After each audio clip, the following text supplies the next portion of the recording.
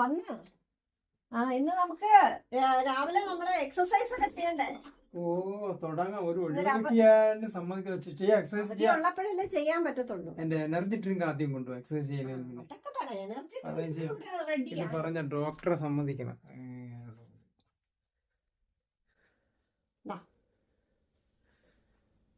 നോക്കുന്നത് പാൽച്ചായ അല്ലെന്നായിരിക്കും.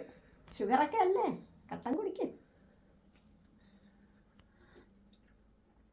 കുടിക്കുമ്പോഴത്തേന് എന്റെ എക്സസൈസ് ചെയ്യാനുള്ള സാധനം കൊണ്ടു. Okay okay. വിധീത് വല്ലാത്ത ചതീത്. തൂത്ത് കഴിഞ്ഞാ